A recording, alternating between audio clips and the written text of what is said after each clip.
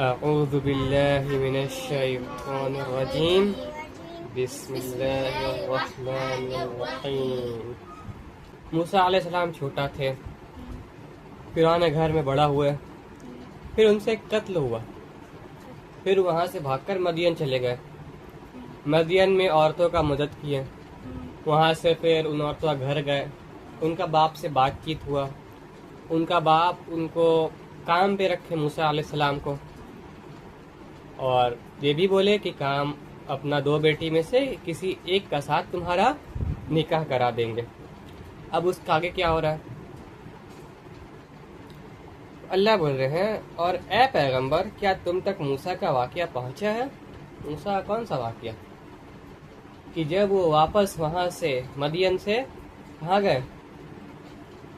مصر واپس گئے۔ کس لیے؟ جو مقصد تھا ان کا، فرعون کو کس بات کا ڈر تھا؟ کہ بنی اسرائیل سے ایک بچہ اٹھے گا اور اس کا بادشاہت ختم کر دے گا۔ تو موسیٰ علیہ السلام تو بنی اسرائیل سے تھے، بادشاہت تو ختم کرنا تھا، بادشاہت تو ختم ہو کے رہے گا۔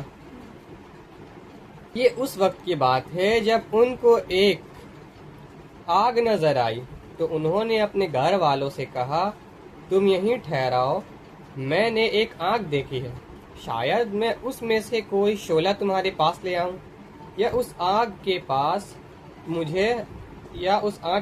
مجھے راستے کا پتہ مل جائے۔ موسیٰ علیہ السلام مدین سے مصر کا طرف تو نکل گئے، ان کا نکاح بھی ہو گیا، پریوار والا کا بات آ گیا قرآن میں کہ پریوار والے یعنی موسیٰ علیہ السلام اکیلا نہیں تھے، ان کا وائف بھی تھی۔ تو موسیٰ علیہ السلام نکلے پیچھے راستہ میں، وہ شاید راستہ بھول گئے، اور راستہ بھول گئے اور آنکھ دکھا، یعنی اس سے ہی سمجھ میں آ رہا ہے کہ رات کا وقت تھا، دوپہر کا وقت تو تھا نہیں کہ آنکھ کا ضرورت پڑے۔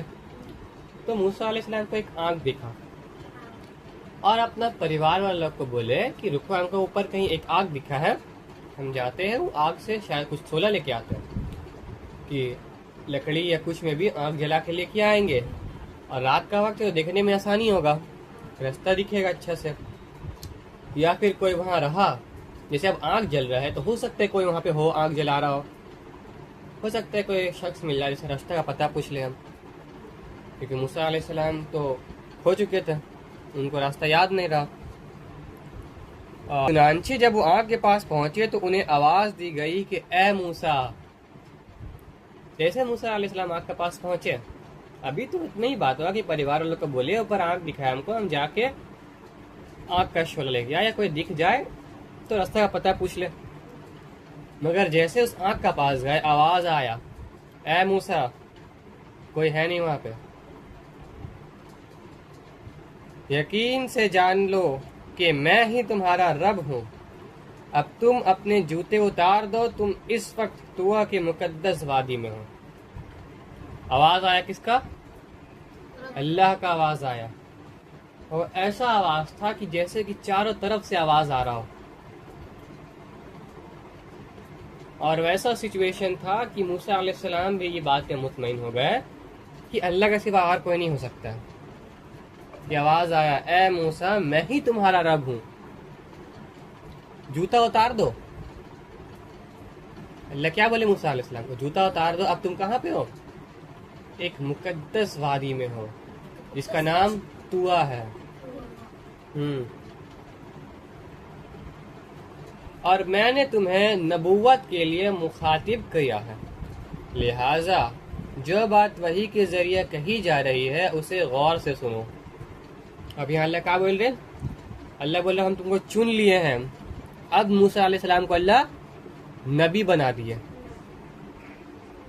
نبوت دے دیے، اور جو تم کو وحی کیا جا رہا ہے، یعنی جو ہم بتا رہے ہیں، یعنی جو اللہ موسیٰ علیہ السلام کو بتا رہے ہیں، اس کو غور سے سنو۔ غور سے سنو یعنی کچھ ضروری بات ہے، اگر نہیں سنا تو بہت ضروری چیز چھوٹ جائے گا، جس سے مصیبت میں پڑ سکتے۔ غور سے سنو۔ حقیقت یہ ہے کہ میں ہی اللہ ہوں۔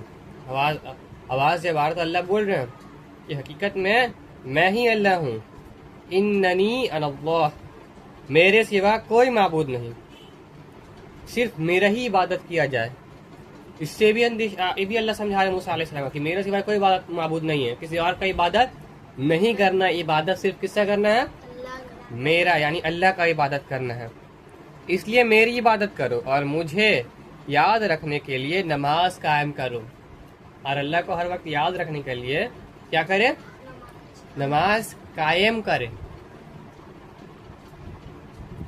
یقین رکھو کہ قیامت کی گھڑی آنے والی ہے، میں اس کے وقت کو خفیہ رکھنا چاہتا ہوں تاکہ ہر شخص کو اس کے کیے کا بدلہ ملے۔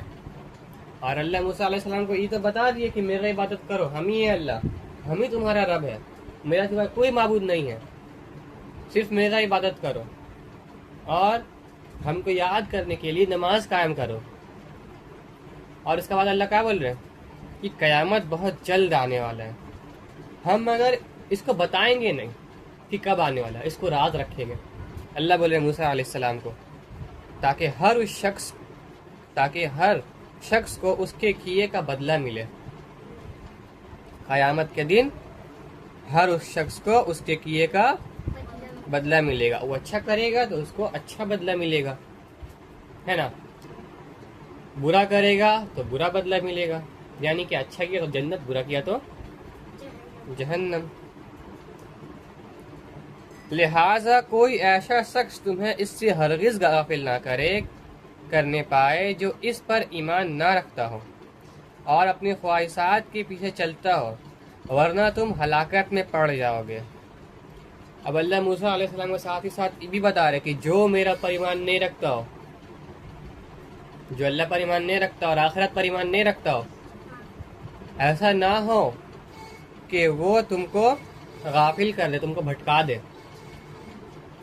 بالکل ایسا نہیں ہونا چاہیے کہ کوئی بندہ ہے، مان لو سفیان ہے، ٹھیک ہے، نماز پڑھتا ہے، اور تم عفان تم نماز نہیں پڑھتے ہیں، اب تم سفیان کو بھٹکا رہے ہیں کہ نماز مت پڑھو، تو اللہ یہی سمجھا رہے ایسا نہ ہو کہ کوئی جو شخص اللہ پر ایمان نہ رکھتا ہو، اللہ کو بنا دیکھے نہیں مانتا ہو، وہ تم کو غافل کر دے، یعنی عفان بھٹکا دے سفیان کو کہ مت جاؤ، سفیان مان بھی لے اس کے بعد ٹھیک ہے نہیں جا رہے، نہیں ہونے دینا ہے، کہ اس کو موقع ہی نہیں دینا ہے کہ ہم کو غافل کرے، نہیں ہم کو جانا ہے نماز پڑھنے، تم جا کے رہیں گے، نماز پڑھ لی اس کے بعد جو بولنا ہے بول۔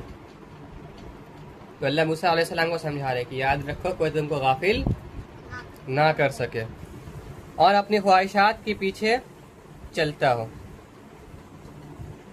ورنہ تم ہلاکت میں پڑ جاؤ گے۔ ایسا شخص کا بات ہو رہا جو ایمان تو نہیں رکھتا، اپنا خواہشات کے پیچھے چلتا، یعنی تم نماز نہیں پڑھ رہا اپنا من کا وجہ سے، کہ من ہٹ میرا من، ہم کاہے پڑھے، اپنا میرا خواہش ہے نا، اپنا من وجہ سے نہیں پڑھ رہے، تو ایسا شخص کا بات نہیں ماننا ہے۔ اگر مان لیا تو کیا بول رہے اللہ کہ اگر مان لیا تو تم مصیبت میں پڑ جاؤ گے۔